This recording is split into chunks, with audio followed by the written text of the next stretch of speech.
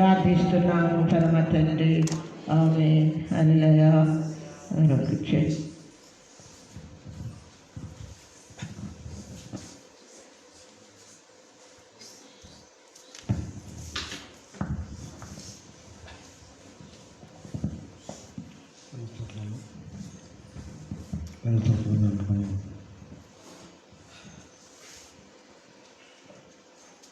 lagi agama dan lagi pun banyak.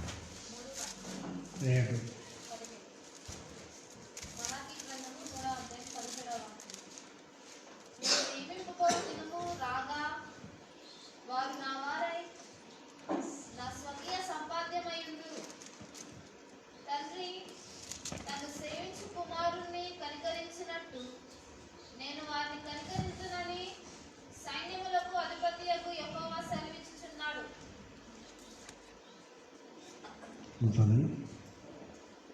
నేను నియమింపబోవు దినము రాగా వారు నా వారై నా స్వకీయ సంపాద్యమై యుందురు.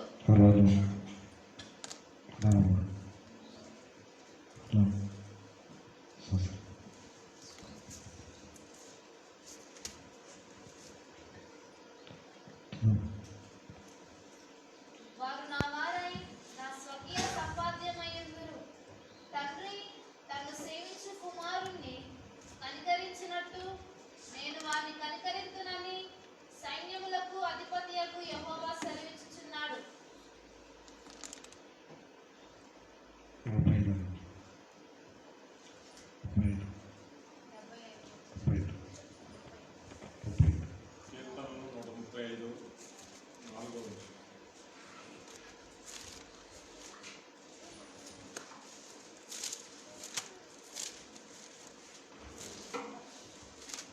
యెహోవా తన కొరకు యాకోబును ఏర్పరచుకొనెను. తనకు స్వకీయ ధనముగా ఇశ్రాయేలును ఏర్పరచుకొనెను. యెహోవా తన కొరకు యాకోబును ఏర్పరచుకొనెను. తనకు స్వకీయ ధనముగా ఇశ్రాయేలును ఏర్పరచుకొనెను.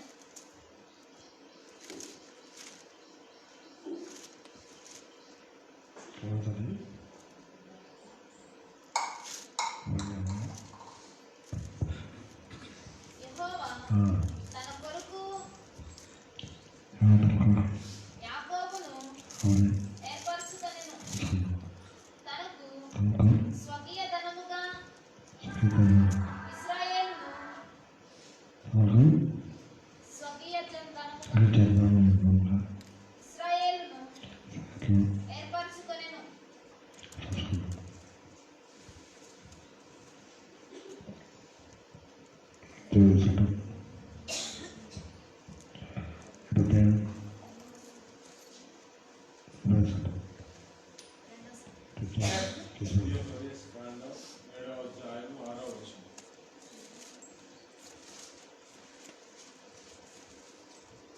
నీవు నీ దేవుడైన యెహోవాకు ప్రతిష్ఠిత జనము.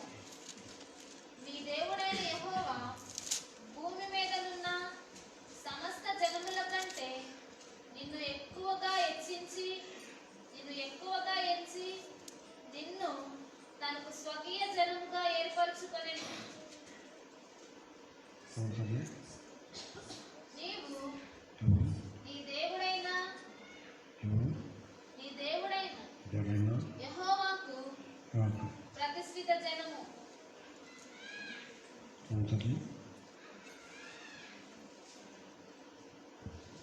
నీ దేవుడైన యెహోవా భూమి మీదనున్న సమస్త జనముల కంటే నిన్ను ఎక్కువగా ఎంచి నిన్ను తనకు స్వకీయ జనముగా ఏర్పరచుకొనెను. తనకు స్వకీయ జనముగా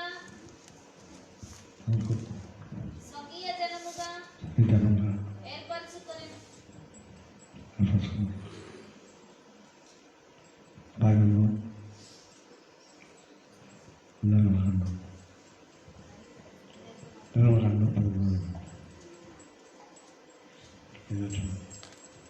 నిర్గమాకాండం 19వ అధ్యాయం 5వ వచనం.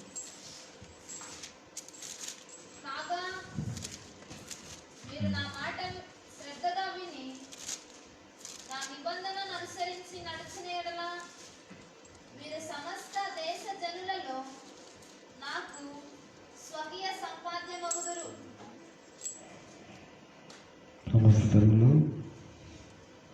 స్వకీయ సంపాద్యమగుదురు. ఎవరు కాగా రా మీరు నా మాట శ్రద్ధగా విని ఎవరు నా నిబంధనను అనుసరించి నడిచిన యెడల మీరు సమస్త దేశ జనులలో నాకు స్వకీయ సంపాద్యమగుదురు.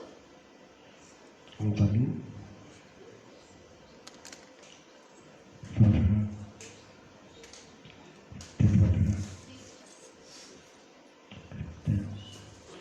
తీతు పత్రిక 2వ అధ్యాయం 14వ వచనం. ఆయన సమస్తమైన దుర్నీతి నుండి మనలను విమోచించి సత్క్రియలందు ఆసక్తి గల ప్రజలను తన కొసరము పవిత్రపరచుకొని తనకు సొత్తుగా చేసుకొనుటకు తనను తానే మన కొరకు అర్పించుకొనెను. అవుతాను అవుతాను పత్రిక మొదటి స్వాధ్యాయం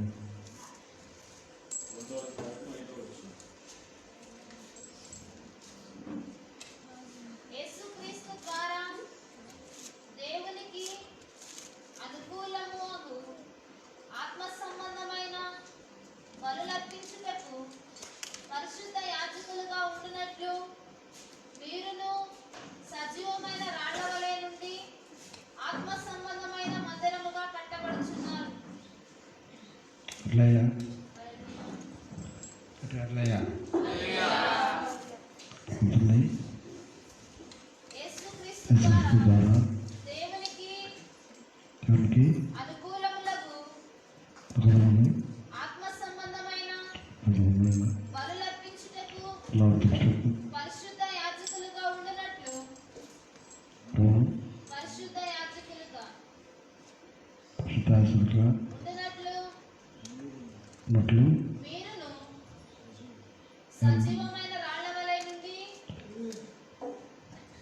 ఆత్మ సంబంధమైన మందిరముగా కట్టబడుచున్నారు.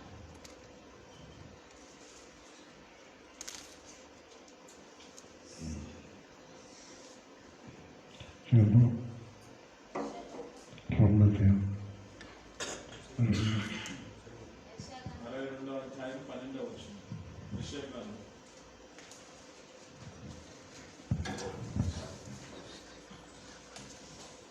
పరిశుద్ధ ప్రజలనియు యెహోవా విమోచించిన వారనియు వారికి పేరు పెట్టబడును. ఈరోజు పరిశుద్ధ ప్రజలనియు యెహోవా విమోచించిన వారనియు వారికి పేరు పెట్టబడును. యెరూషలేమా ఆశింపతగిన దానివనియు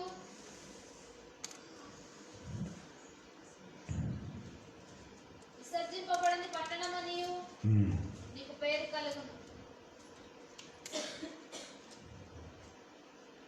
శ్రమ యెరూషలేమా ఆశింపదగని దానవనియు విసర్జింపబడని పట్టణమనియు నీకు పేరు కలుగును.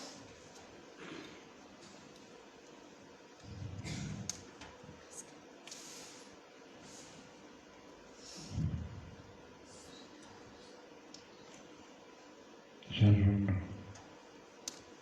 శరణు హృదయం అరణ్యం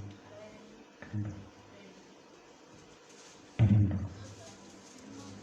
పరిశుద్ధ ప్రజలనియు యెహోవా విమోచించిన వారనియు వారికి పేరు పెట్టబడును. పరిశుద్ధ పరిశుద్ధ ప్రజలనియు యెహోవా విమోచించిన వారనియు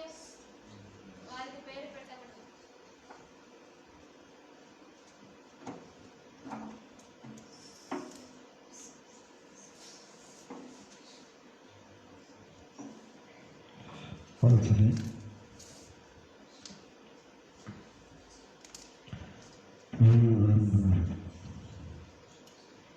వెళ్తుందా?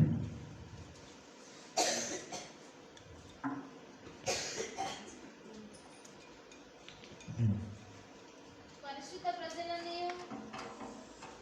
యెహోవా విమోచించిన వారిని వారికి పేరు పెట్టబడిన యెరూషలేమా ఆశింపదగిన దానమనియు విసర్జింపబడని పట్టణమనియు నీకు పేరు కలుగును.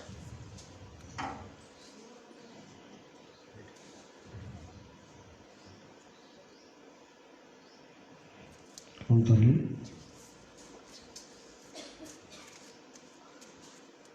అవునా?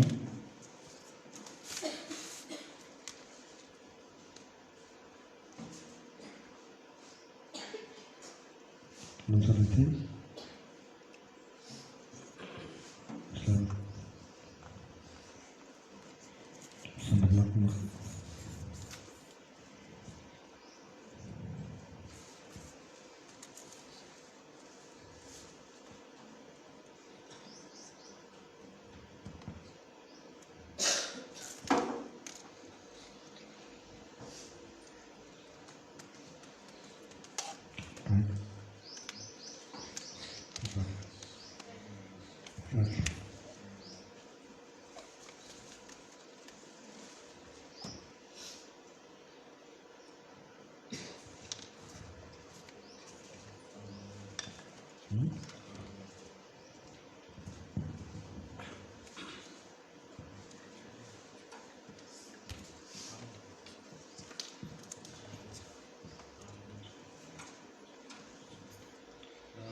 విమోచకు యేసయ్యా నీ జీవన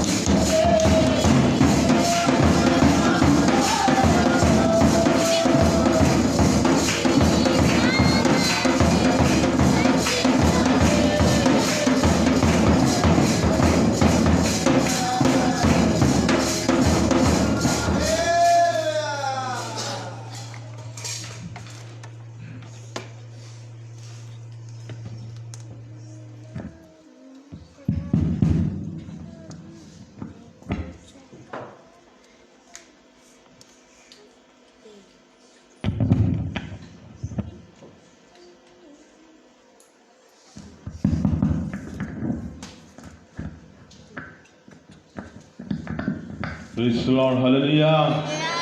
ఒకసారి చూద్దాం, ప్రైజ్ లార్డ్ హల్లెలూయా. ఇంకొంచెం ఒకసారి చూద్దాం, ప్రైజ్ లార్డ్ హల్లెలూయా. దేవుని యొక్క పరిశుద్ధ నామమున కూడి వచ్చిన మీ అందరికీ వందనాలు తెలుపుకుంటూ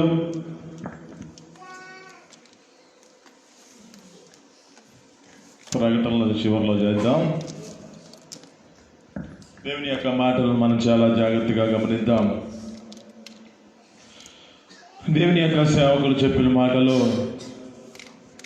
పేరు పెట్టి పేరు పిలుస్తూ అన్నాడు. ఏమని? పరిశుద్ధ ప్రజలని, జనులని, అలాగే యెహోవా విమోచించిన పరిశుద్ధ జనం అంటున్నాడు. పరిశుద్ధ యాజకునిగా ఏర్పరచుకున్నాను అంటున్నాడు. ఇక్కడ ఈ లేఖనాలు బట్టి మనం చదువుకుంటే ఆ దేవుని యొక్క పరిశుద్ధ గ్రంథంలో నుంచి మనం దేవుని యొక్క మాటలు అలకిద్దాం. దేవుని యొక్క సేవకులు చెప్పిన మాటలో పరిశుద్ధులని, పరిశుద్ధ జనమని పేరు పెట్టి పిలుస్తున్నానని చెబుతున్నాడు. అయితే దేవుని యొక్క మాటల్లో మనం చాలా జాగ్రత్తగా గమనిద్దాం. ఆ 2వ సమూయేలు గ్రంథం 3వ అధ్యాయము 1వ వచనం మనం చదువుకుందామండి. 2వ సమూయేలు గ్రంథం 3వ అధ్యాయము 1వ వచనం. సౌలు కుటుంబీకులకును దావీదు కుటుంబీకులకును బహుకాలము యుద్ధము జరుగుతూ ఉండగా ఎవరు అంతకంతకు ప్రబలను సౌలు కుటుంబము అంతకంతకు నీరసిల్లెను.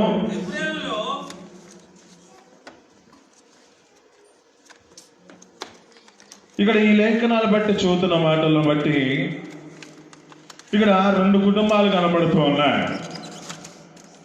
ఒకటి సౌలు గారి కుటుంబం, 2 దావీదు గారి కుటుంబం. దావీదు గారి యొక్క కుటుంబం ఏమో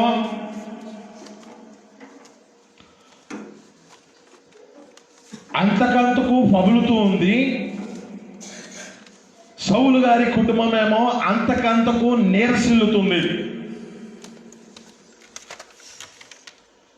దీనికి కారణం ఏమిటి? దీని వలన వీరి యొక్క జీవితాలు ఏ విధమైన స్థితిలో ఉన్నాయి? అక్కడ లేఖనాల్లో ఉంటుంది. ఏమంటుందంటే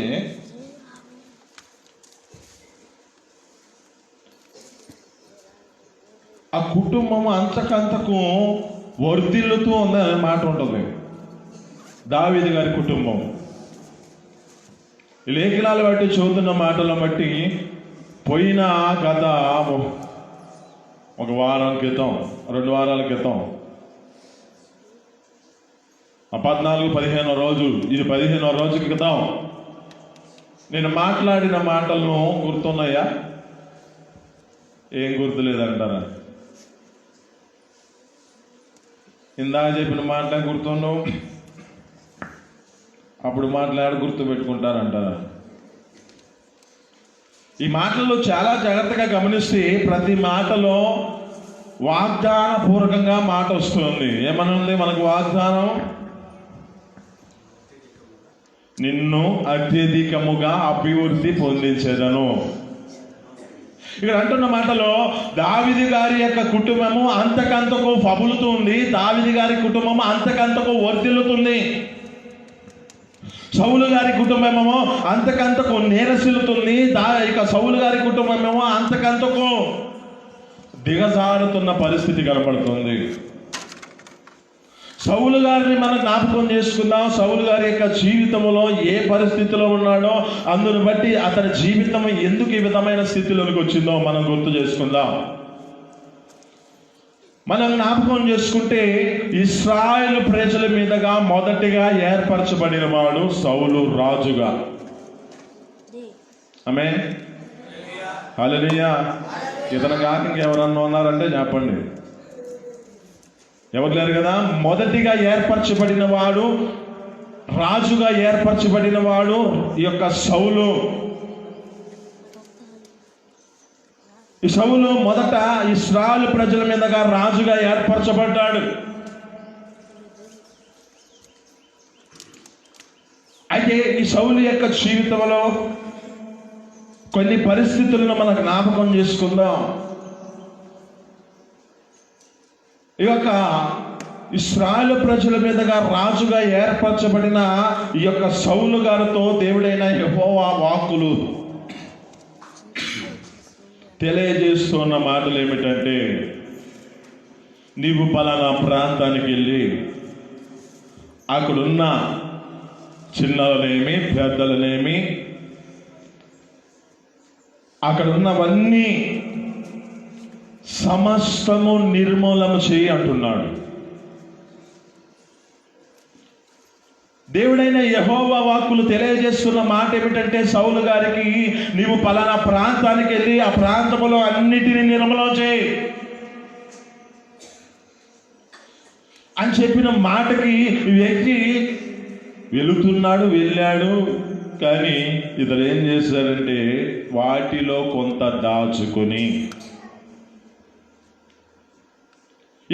దాచుకొని ఆ స్థితిని బట్టి దేవుడైన యెహోవా వాక్కు సమూయేలు ప్రవక్త ద్వారా తెలియజేస్తున్నాడు. ఏమని తెలియజేస్తున్నాడంటే,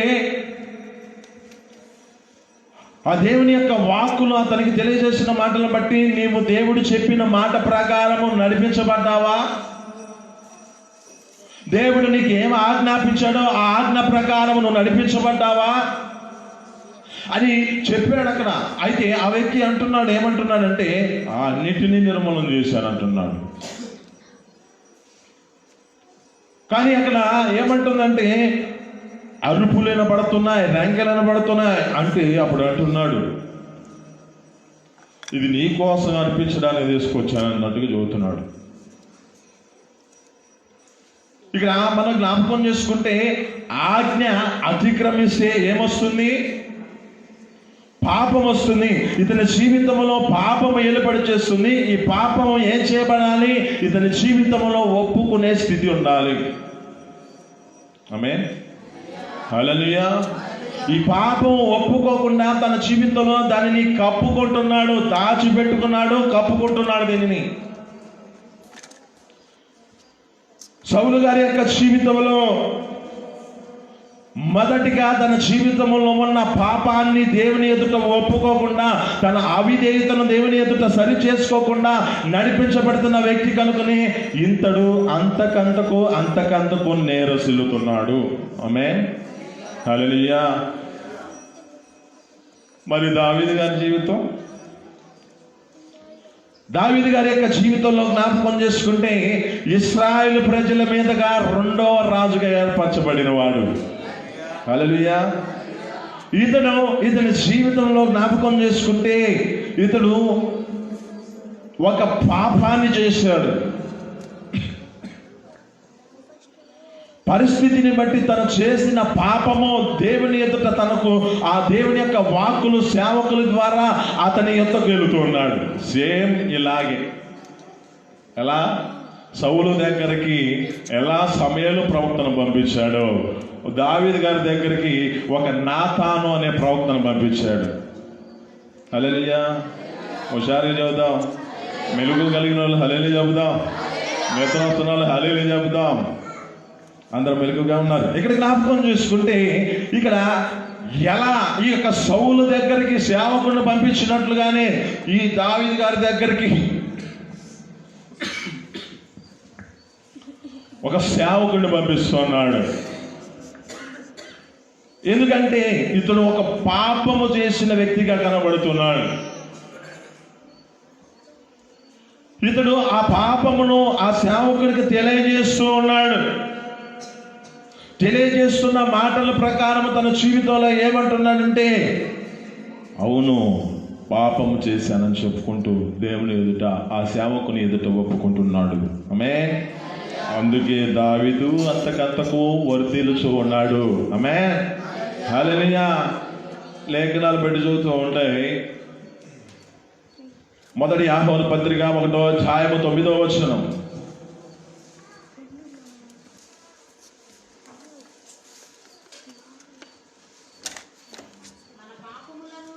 మన పాపములను ఒప్పుకొనిన ఎడల ఆయన నమ్మదగిన వాడును నీతిమంతుడు కనుక ఆయన మన పాపములను క్షమించి సమస్త దుర్నీతి నుండి మనల్ని పవిత్రులుగా చేయును. ఇంకా కింద ఒక మాట ఉంటుంది, మనము ఇది మనం పాపము చేయలేదని చెప్పుకొని ఎడల ఆయనను అబద్ధికునిగా చేయువారు మగుదుము, మరియు ఆయన వాక్యము మనలో ఉండదు. ఆమేన్, హల్లెలూయా. ఇక్కడ అంటున్న మాటలో జ్ఞాపకం చేసుకుంటే, ఆయన నమ్మదగిన వాడును నీతిమంతుడు కనుక మన పాపములు ఆయన ఎదుట ఒప్పుకుంటే మంచిది. కానీ ఇక్కడ అంటున్న మాటలో మనము పాపము చేయలేదని చెప్పుకుంటే ఎడల మనం అబద్ధికులమే. సౌలు గారి యొక్క జీవితంలో తను చేసిన పొరపాటు అదే. తన జీవితంలో అవిధేయత కలిగిన వాడిగా ఉన్నాడు. ఆ యొక్క ఆజ్ఞ అతిక్రమించి పాపాన్ని తీసుకొచ్చుకున్నాడు. ఆ పాపాన్ని తన జీవితంలో ఒప్పుకున్నవాడిగా కనపడట్లేదు.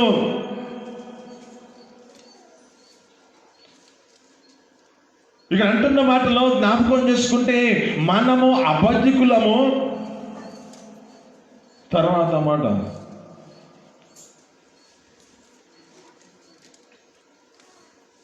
ఆయనను మనం అబద్ధికునిగా చేస్తున్నాము, అలాగే ఆయన వాక్యము మన హృదయములో లేదు అంటుంది. వాక్యము మన హృదయంలో లేదు, వాక్యము లేదంటున్నాడు.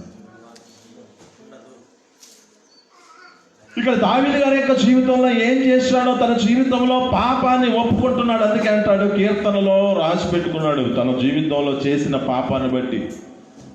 51వ అధ్యాయము తను చేసిన పాపాన్ని దేవుని ఎదుట ఒప్పుకొనడానికై అది రాసుకున్న ఆ కీర్తనలు. ఆ దేవుని ఎదుట ఏమంటున్నాడంటే, సోపుతో నన్ను కడగాయా. అక్కడ జ్ఞాపకం చేసుకుంటే 6వ వచనంలో ఉంటున్న మాట ఏమిటంటే, నీవు అంతరంగములో సత్యము కోరుచున్నావు. ఆమేన్, హల్లెలూయా. నీవు అంతరంగంలో సత్యం కోరుతున్నావు. ఈ సత్యం ఏమిటి? యోహాను సువార్త 17వ అధ్యాయం 17వ వచనం. యోహాను సువార్త 17వ అధ్యాయం 17వ వచనం. సత్యమందు వారిని ప్రతిష్ఠించుము, నీ వాక్యమే సత్యము. హల్లెలూయా. అంటే ఈ వాక్యము మన హృదయంలో నింపబడితే మనలో ఉన్న పాపాలనేవి ఒప్పుకునే వారిగా మన జీవితాలు ఉంటాయి. అబద్ధికునిగా మనం మార్చబడము. ఆయనని అబద్ధికునిగా మనం చేయము. ఎందుకంటే మనల్ని సమస్త పాపముల నుంచి పవిత్రపరచగలిగిన దేవుడు, నమ్మదగిన దేవుడిని మనం నమ్ముకున్నాం. అయితే ఆయన ఎదుట మన జీవితాల్లో చేసిన అవిధేయతను, ఆయన ఎదుట మనం చేసిన ఈ దోషమును ఒప్పుకుంటే ఆయన నమ్మదగిన వాడు కనుక మనల్ని పవిత్రులుగా నీతిమంతులుగా తీరుస్తాడు. హల్లెలూయా. ఇక్కడ దావీదు గారి యొక్క జీవితంలో తను చేసిన ఆ పాపమును దేవుడి ఎదుట ఒప్పుకొని తన జీవితంలో ఏమంటున్నాడంటే, అక్కడ 11-12 వచనాల్లో ఉంటుంది అనుకుంటా. అక్కడ అంటాడు, అయ్యా రక్షణానందము మరలా పుట్టించు, నీ పరిశుద్ధ ఆత్మని నా యొద్ద నుంచి తీసివేయగాకు. కీర్తనలు 51వ అధ్యాయంలో. అంటే ఇక్కడ జ్ఞాపకం చేసుకుంటే ఇతని యొక్క స్థితి ఎలాంటిదో గ్రహిస్తున్నాడు. దేవుని ఎదుట నేను చేసిన పాపాన్ని బట్టి ఏ విధమైన స్థితి, ఏ విధమైన శిక్ష కలుగుతుందో అతనికి తెలుసు కనుకనే తన జీవితాన్ని దేవుని ఎదుట ఒప్పుకొని తన జీవితాన్ని నడిపించుకుంటున్నాడు. ఆమేన్, హల్లెలూయా. అందుకే అంటున్నాడు సామెతల గ్రంథం 3వ అధ్యాయం 13వ వచనంలో అంటున్నాడు, అతిక్రమములు దాచిపెట్టువాడు వర్ధిల్లడు, వాటిని ఒప్పుకొని విడిచిపెట్టువాడు ఆయన కనికరాన్ని పొందుకుంటాడు. ఆమేన్, హల్లెలూయా. ఈ దావీదు గారి యొక్క జీవితం అదే.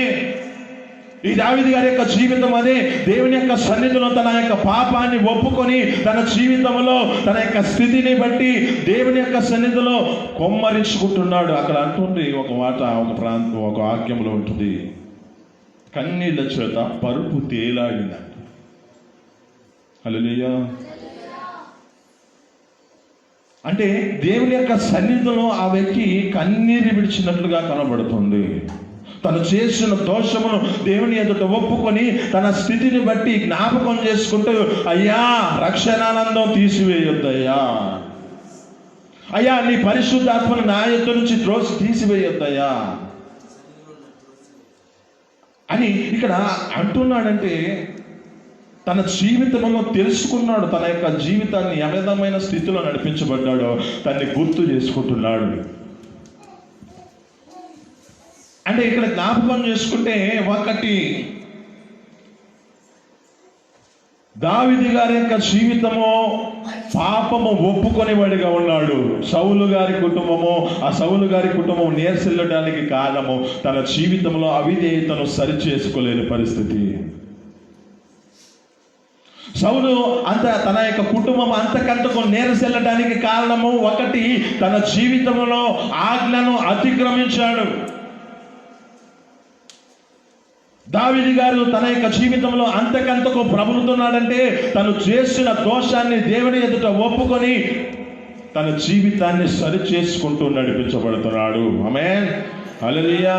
నిన్ను అత్యధికముగా అభివృద్ధి పొందిస్తాను అంటున్నాడు కదా, నిన్ను అంతకంతకు వర్ధిల్ల చేస్తానంటున్నాడు కదా.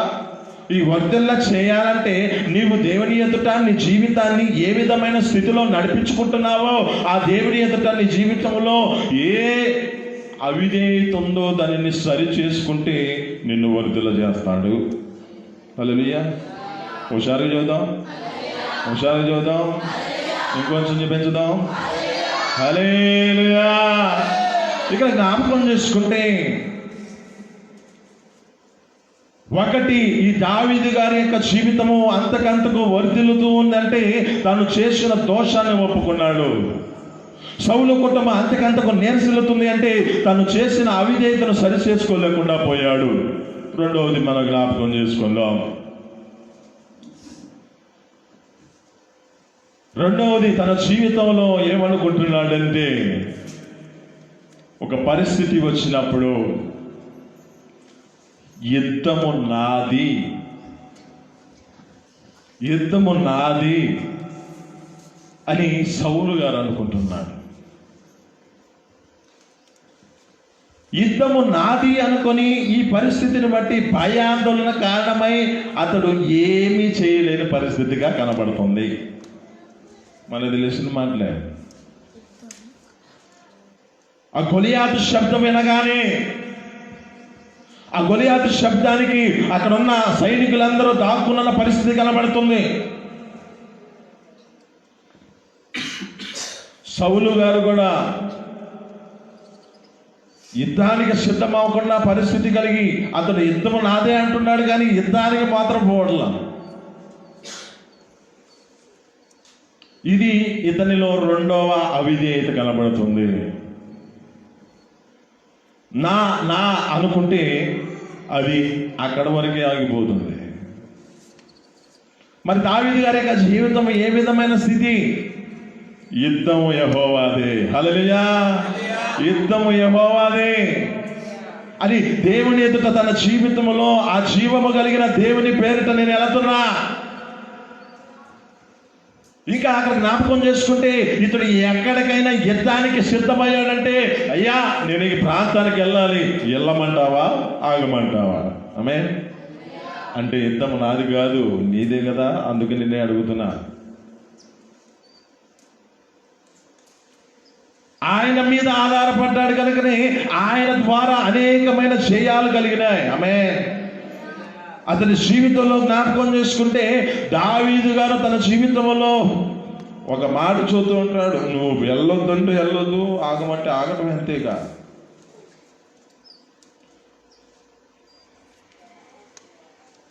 ఇక్కడ సౌలు గారేమో నా నా అనుకున్నాడు, కానీ అతడు వెళ్ళిన పరిస్థితి కనబట్ల.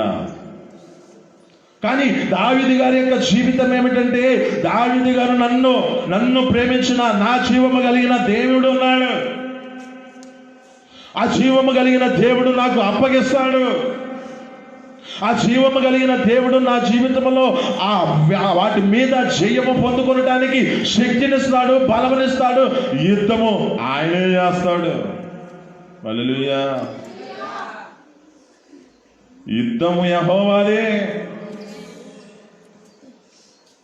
కానీ మన పరిస్థితులు ఎలా ఉంటాయంటే, యుద్ధానికి నాదే, ఇది నాదే, ఇది నా అనుకున్నది మాత్రం ఎప్పటికైనా డౌన్ అయిపోవాల్సిందే. సౌలు సైతము తన జీవితంలో ఇశ్రాయేలు ప్రజల మీదగా రాజుగా వెంబడించిన తన జీవితంలో నా అనుకున్నాడో, ఎప్పుడైతే తన జీవితంలో నా అనుకున్న పరిస్థితిని బట్టి తన జీవితంలో నాగానే మిగిలిపోయాడు.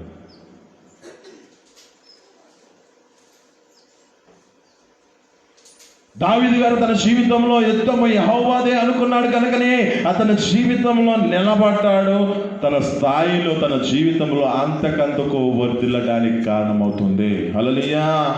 రెండవది, తన జీవితంలో సౌలు గారేమో యుద్ధము నాది అనుకొని తన జీవితాన్ని ఆ పరిస్థితిలో నిలబడ్డాడు కనుకనే అంతకంతకు నీరసిల్లిపోయాడు. దావీదు గారు యుద్ధము యెహోవాది అనుకున్నాడు కనుకనే తన జీవితమును బట్టి దేవుని ఎదుట అతడు వర్ధిల్లుతూ కనపడుతూ ఉన్నాడు. మూడవదిగా జ్ఞాపకం చేసుకుందాం. మూడవదిగా, సౌలు గారు ఏ పరిస్థితిలో నడిపించబడుతున్నాడంటే,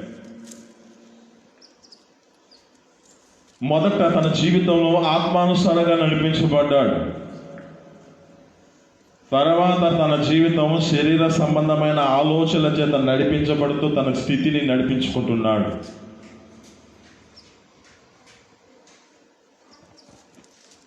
సౌలు గారు ఏం చేస్తున్నాడంటే, ఆ సౌలు గారు యెహోవా యొద్ద విచారణ చేయకుండా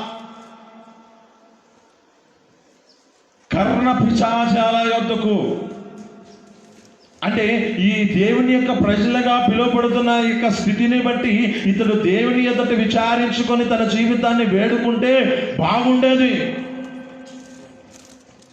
కానీ ఇతడు ఏం చేస్తున్నాడంటే, ఇది ఏం జరుగుతుందో అని కర్ణ పిశాచాల ఎందుకు వెళ్తున్నాడు.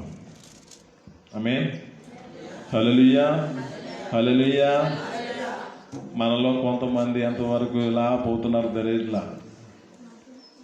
పైకి భక్తి కావాలి, బయట ఆచారం కావాలి.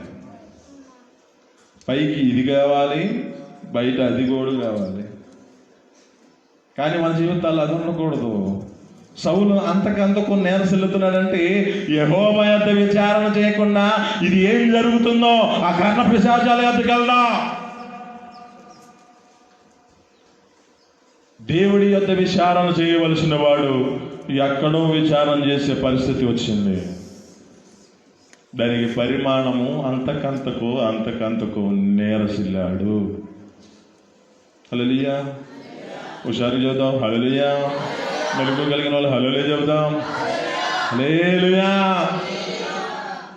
యేసయ్య నీతో జీవించగానే నా బ్రతుకుగా మారేనులే.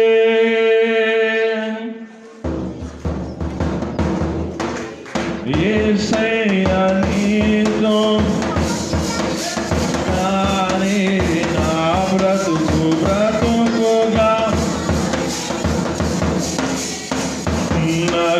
నచ్చమడేను నా దరగలో ఇది అక్షరానంద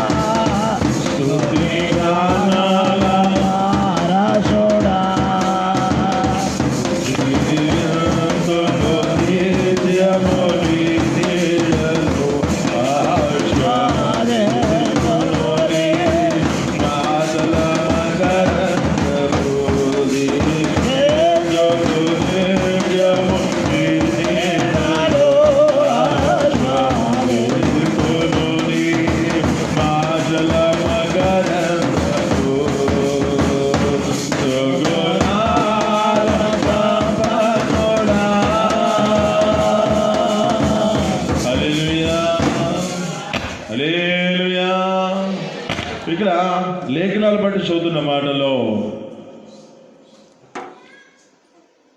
ఈ యొక్క సౌలు గారు అంతకంతకు నేరసిల్లడానికి కారణము దేవుని వద్ద విచారణ చేయకుండా నడిపించబడిన పరిస్థితిని బట్టి నేరసిల్లడానికి కారణమైంది. దావీదు ఆ యొక్క వ్యక్తి యెహోవా యొక్క విచారణ చేసేవాడు కనుకనే అంతకంతకు వర్ధిల్లుతున్నవాడుగా కనబడుతున్నాడు. నాలుగవదిగా జ్ఞాపకం చేసుకుంటే సౌలు గారి యొక్క జీవితంలో ఉపకారం చేసిన వాడికి అపకారం చేసేవాడుగా ఉన్నాడు, కానీ అపాయం తీసుకొచ్చేవాడుగా ఉన్నాడు, కానీ తనకి మేలు చేసే వ్యక్తిగా కనబడట్లా.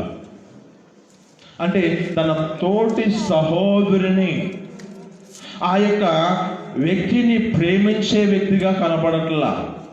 ఎప్పుడు చూసినా ఏదో ఒక ఈట తీసుకొని విసిరేవాడిగా కనబడుతున్నాడు.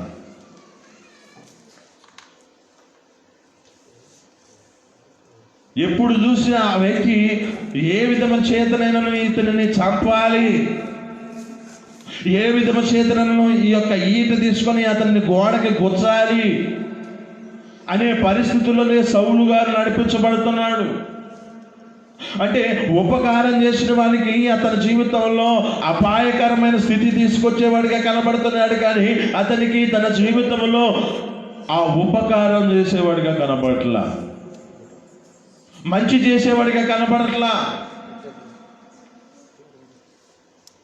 మరి దావీదు గారు సౌలు గారి యొక్క జీవితము మేలు చేసేవాడిగా లేదు. మరి దావీదు గారి జీవితంలో జ్ఞాపకం చేసుకుంటే అతడు దొరికినా విడిచిపెట్టి అతనికి ఉపకారం చేశాడు, కానీ అతనికి అపకారము చేయలేదు. అంటే అపాయకరమైన స్థితిని తీసుకురాలేదు. ఇంకా జ్ఞాపకం చేసుకుంటే తనకు కలిగిన కుమారునికి కూడా మేలు చేసేవాడిగా కనబడుతున్నాడు. మెప్పి పోషేత ఆ మెప్పి పోషేతికి ఆ యొక్క వ్యక్తికి మేలు చేసేవాడిగా కనబడుతున్నాడు. వారి యొక్క కుటుంబంలో ఎవరైనా ఉన్నారా అని విచారించినప్పుడు ఇతడు కనబడుతున్నాడు. ఇతడికి మేలు చేశాడు యొక్క దావీదు గారు. ఆ వ్యక్తికి కూడా ఉపకారమే చేశాడు, కానీ అపకారం చేయాల. అంటే ఈ దావీదు గారి యొక్క జీవితంలో ప్రేమించే మనసు ఉన్నది. మళ్ళా మొదటి యోహాను సువార్తలోకి వద్దాం. 4వ అధ్యాయం 21వ వచనం అనుకుంటా.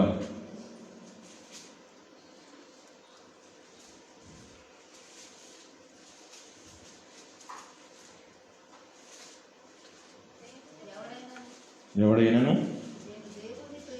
నేను దేవుడిని ప్రేమిస్తున్నానని చెప్పుకున్న యెడల చెప్పి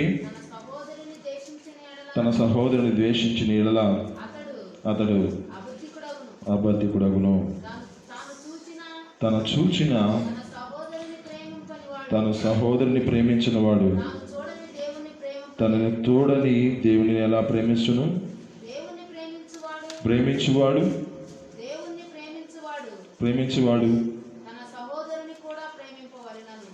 తన యొక్క సహోదరుని ప్రేమింపవలనని ఆజ్ఞ మనము ఆయన వలన పొంది ఉన్నాము. ఆమేన్, హల్లెలూయా.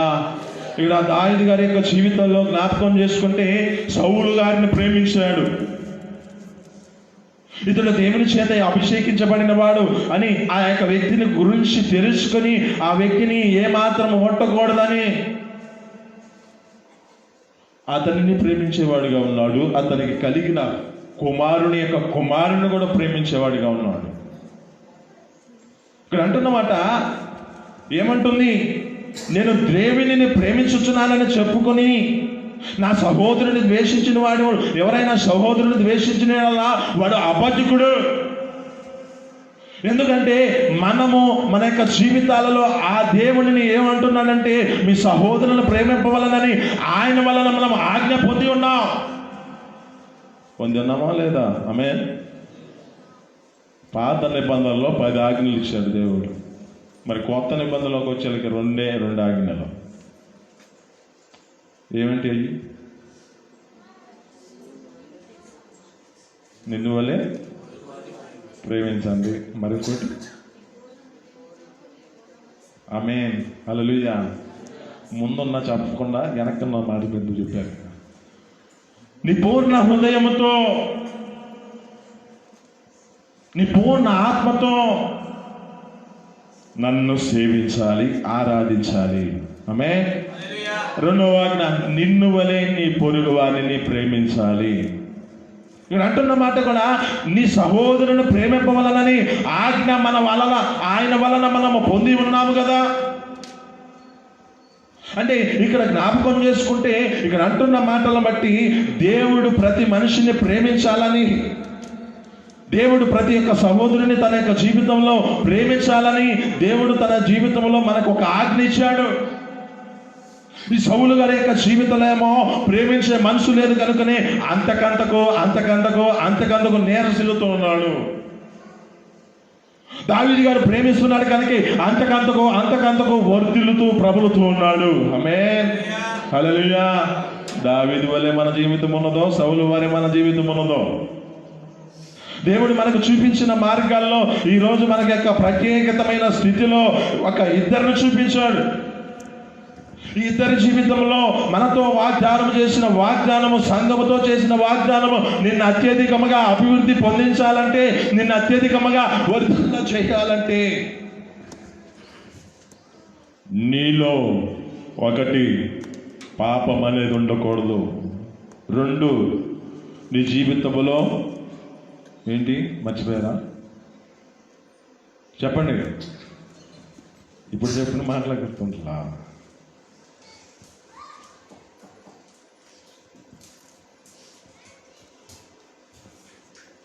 రెండవదిగా, యుద్ధము మనది కాదు, యుద్ధము యెహోవాది అనుకోవాలి. మూడవది, ఆయన యొద్ద విచారణ చేయాలి. కర్ణ పిశాచాల వద్ద, లోక ఇతర అనేకమైన ఏమంటారు, ఇలా అంటారు సిద్ధ, వారి యొక్క విచారణ చేయటం కాదు. రెండు మనుషులు మన జీవితాల్లో ఉండకూడదు. ఆ రెండు మనుషులుంటే ఏదైనా దొరుకుతుందని మనం ఆశించినా దొరకదంట. ఏదైనా భక్తి అన్నా ఉండాలి, లేకపోతే లోకపరమైన ఆచారమైన ఉండాలి. ఒక్కొక్క ప్రాంతాల్లో ఏం చెప్తారంటే ఒక్కొక్క పరిస్థితిని బట్టి అక్కడున్న ఆ మైకు వాళ్ళే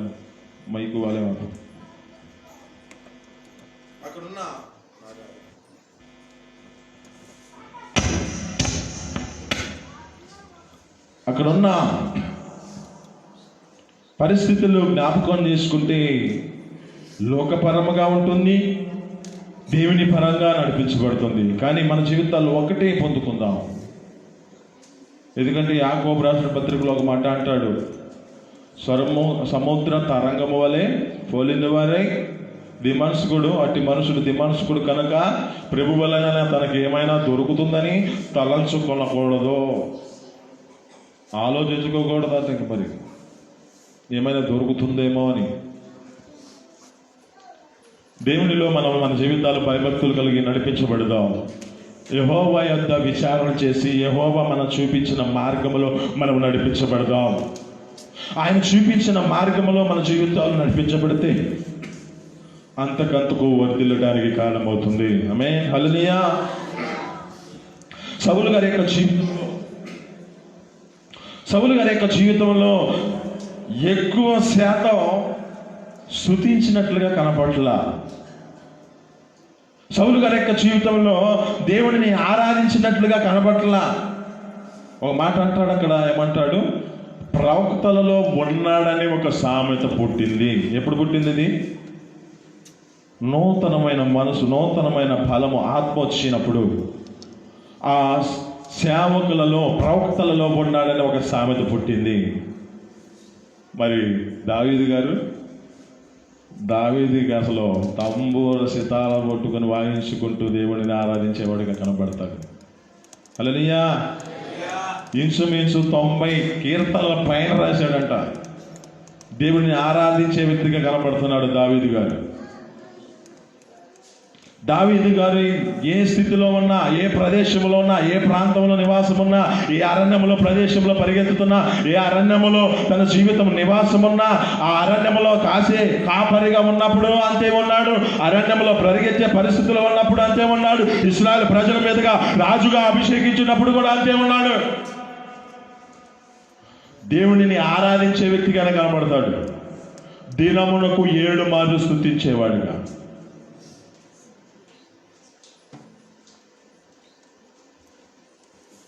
సౌలు గారు ఎక్కడ స్తుతించినట్లు కనపట్ల. అందుకే అంటుంది, సౌలు గారి యొక్క జీవితమేమో అంతకంతకు నేరసిల్లుతుంది, దావీదు గారి కుటుంబమేమో అంతకంతకు ప్రబలుతుంది, అంతకంతకు వర్ధిల్లుతుంది.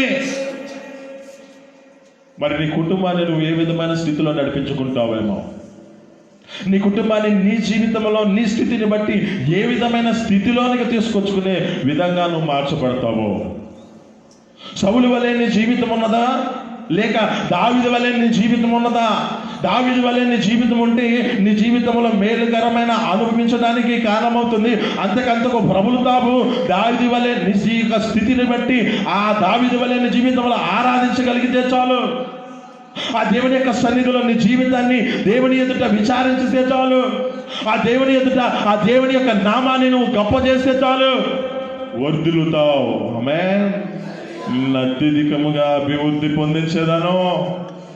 నీ నామాన్ని నేను గొప్ప చేస్తాను. నీ నామం గొప్పగా చేయబడాలంటే రిస్క్ తీసుకోవాలి, కష్టపడాలి. కష్టపడితేనే తనకు జీతం దొరుకుతుంది. జీతం ఎక్కడుందయా అంటారా? ప్రకటన గ్రంథం 22వ అధ్యాయము 11వ వచనం. ప్రకటన గ్రంథం, అన్యాయము చేయవాడు ఇకను అన్యాయము చేయని, అపవిత్రుడైన వాడును ఇకను అపవిత్రుడుగా ఉండని, నీతిమంతుడు ఇకను నీతిమంతుడుగా ఉండనేమో, పరిశుద్ధుడును ఇకను పరిశుద్ధుడుగా ఉండనేమో. ఇదిగో త్వరగా వచ్చుచున్నాను, వాని క్రియల చొప్పున ప్రతి వానికి ఇచ్చుటకు నేను సిద్ధపరిచిన జీతము నా యొద్ద ఉన్నది. ఆమేన్. హల్లెలూయా. సౌలు గారి యొక్క జీవితంలో యెహోవా ఎడబాసినని తెలియలేదంట. యెహోవా ఎడబాసినని తెలియకుండా తన జీవితం నడిపించబడుతున్న వాడికి కనబడుతున్నాడు. సౌలు గారి యొక్క జీవితంలో అవిధేయతను తన జీవితంలో దేవుని ఎదుట సరి చేసుకోకుండా, యెహోవా యొక్క విచారం చేయకుండా, కర్ణ పిశాచాల యొక్క విచారం చేసుకుంటూ తన జీవితాన్ని నడిపించుకుంటూ ఉన్నాడు. అప్పుడు తన యొక్క దర్శనం మందు ఆ యొక్క కర్ణ పిశాచం ఏం చూస్తుందంటే సేవకుడు గురించి తెలియజేస్తుంది. ఏ సేవకుడు? సమయంలోని ప్రవక్త అక్కడ కనబడుతూ ఉన్నాడు. దేవుడు నిన్ను ఎడబాశాడని నీకు తెలియట్లేదా? నీ రాజ్యం ఎప్పుడో కోల్పోతున్నావని తెలియదా? నీకడున్న రాజ్యాన్ని తీసేసి వేరే ఒకరికి ఇస్తున్నానని తెలియట్లేదా నీకు అని చెబుతూ ఉన్నాడు. ఎందుకు ఈ పరిస్థితి కలుగుతుంది? ఎందుకు ఇతని జీవితంలో ఈ విధమైన స్థితిలోనికి వెళ్ళిపోయాడు? ఎందుకని ఇంతకింతకు అంతకంతకు తన జీవితంలో నేర్సిల్లుతున్న పరిస్థితి కనబడుతుంది అంటే తనలో ఉన్న ప్రవక్తను సరి చేసుకోలేని పరిస్థితి కనబడుతుంది. తన జీవితం ఏమనుకుంటున్నాడంటే, ఇది నేను తెచ్చింది యెహోవాకేగా, ఇది తెచ్చింది నేను దేవుని కోసమే కదా అని చెప్పుకుంటూ తన జీవితంలో ఒక అవిధేయతను కలిగి, అవిధేయత చేత నడిపించబడి తన యొక్క మార్గంలో తన జీవితంలో జ్ఞాపకం చేసుకుంటే అక్కడ అంటాడు, ఏమంటాడు? బలులు అర్పించుట కంటే మాట వినుట శ్రేష్టము. ప్రసంగి గ్రంథం 5వ అధ్యాయం 2వ వచనంలో కూడా ఉంటుంది. చదవండి ఒకసారి.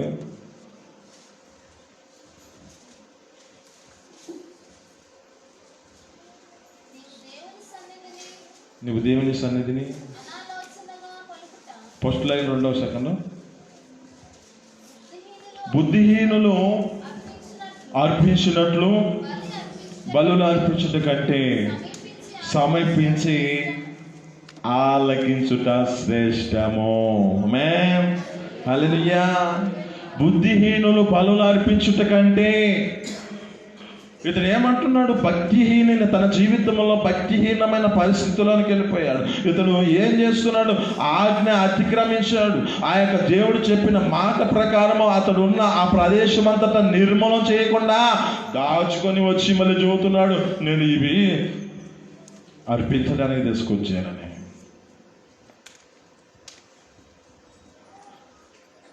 పొటేలు కవులు బలు అర్పించుట కంటే మాట వినుట శ్రేష్టము అంటున్నాడు. ఆయన బలులు అర్పించుటలో సంతోషించడు. మాట వినుటలో తమ జీవితాలు నడిపించబడితే ఆయన సంతోషిస్తాడు. ఆ మాట ప్రకారం మన జీవితాలు నడిపించుకుందాము గాక. ఈ మాటలు మీ వినికిడిలో దీవించి ఫలించును గాక. ప్రతి ఒక్కరు మోకరిద్దాం.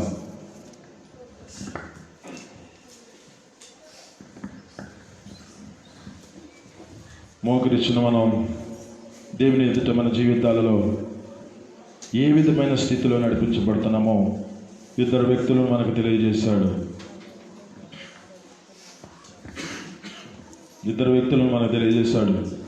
ఆ దేవుని ఎదుట మన జీవితాలను సరి చేసుకుంటూ నడిపించబడదాం.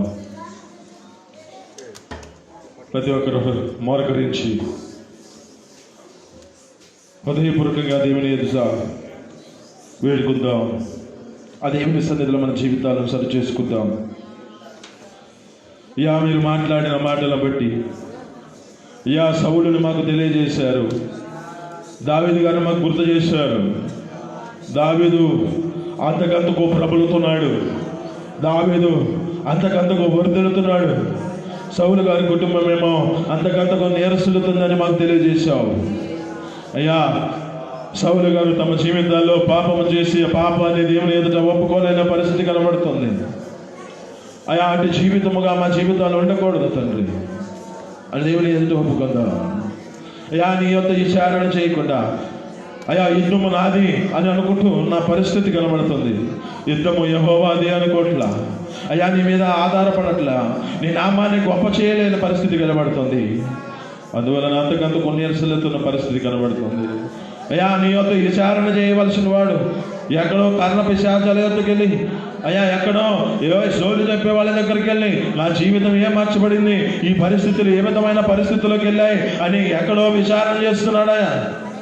అటు జీవితం మా జీవితంలో ఉండకూడదని దేవుని సన్నిధిలో అప్పగించుకుందాం. సౌలు గారు ఎంతగా తన తోటి సహోదరుని ప్రేమించలేని మనసు, తన సహోదరుని ప్రేమించలేని మనసు, తన సహోదరునికి ఉపకారం చేసే మనసు లేదు, మేలు చేసే మనసు లేదు.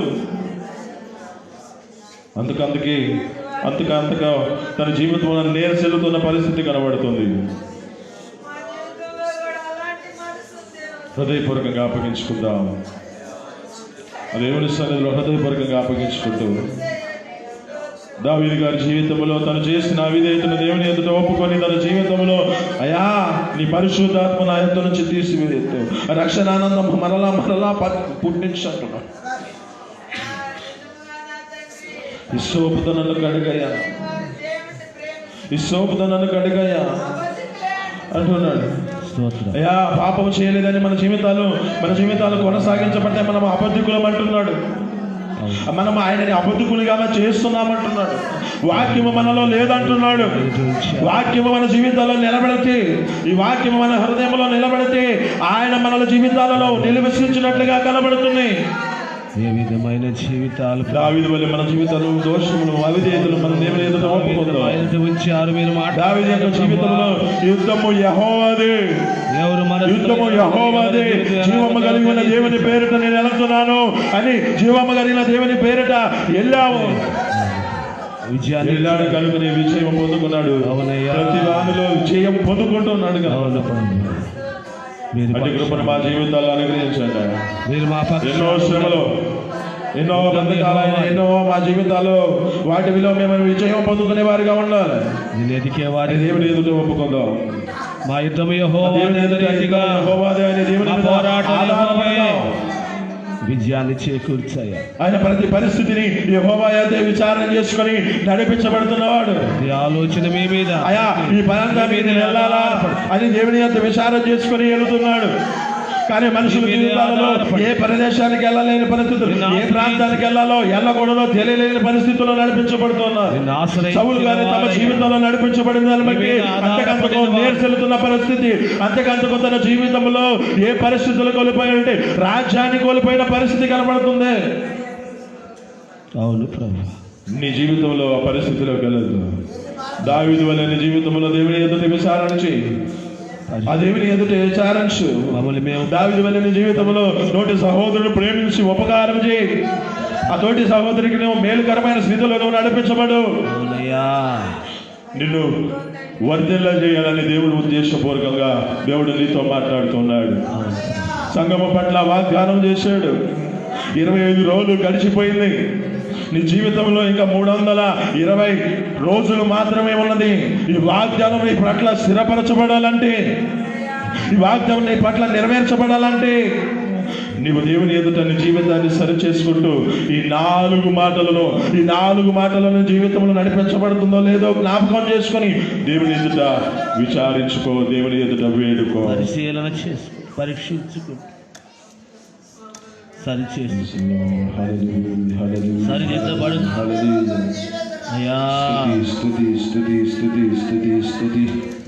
దావీదు వలె వర్ధిల్లునట్లు, దావీదు వలె వర్ధిల్లునట్లు సంఘమును చేయి ప్రభు.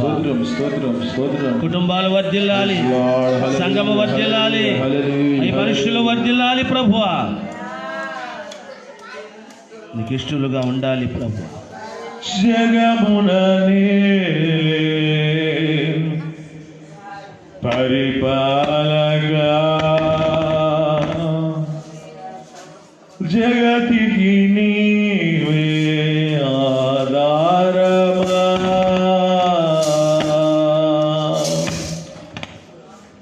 జగముననే పరిపాలగా జగతికి నీవే ఆధారమా, ఆత్మతో మనసుతో స్తోత్రగానము పాడెద నిరంతరం ప్రేమగీతము. యేసయ్యా యేసయ్యా నీవుగా చాలయ్యా, యేసయ్యా యేసయ్యా నీ ప్రేమే చాలయ్యా.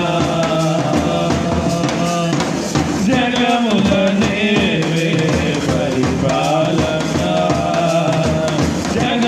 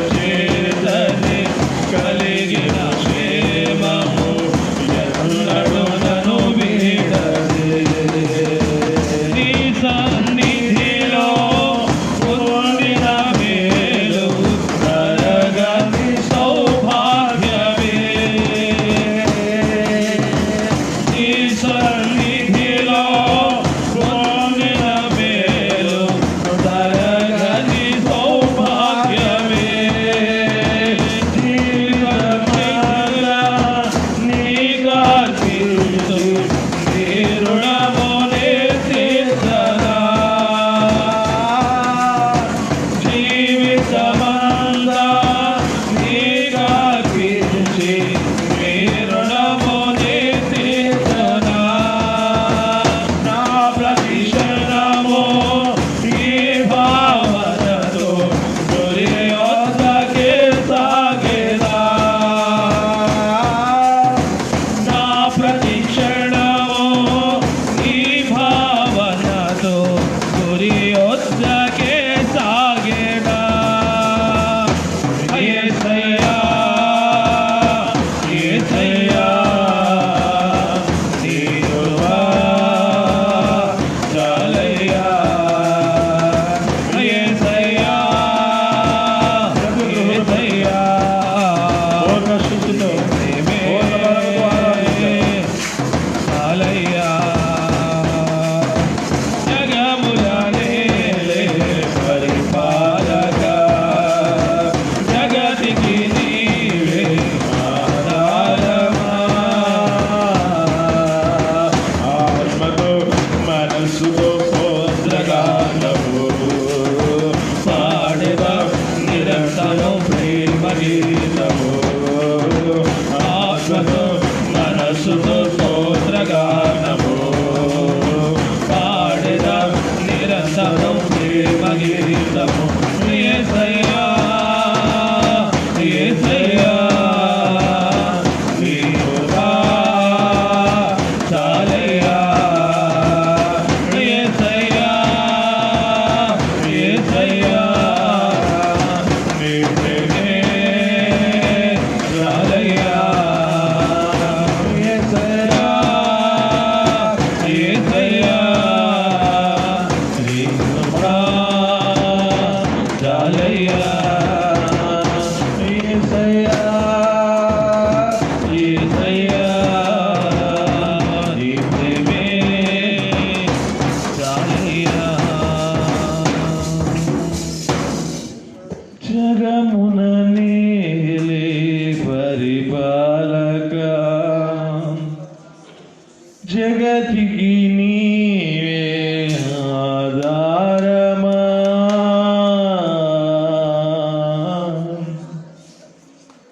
దేవుని యొక్క సన్నిధిలో దేవుడు నీతో మాట్లాడిన మాటలను బట్టి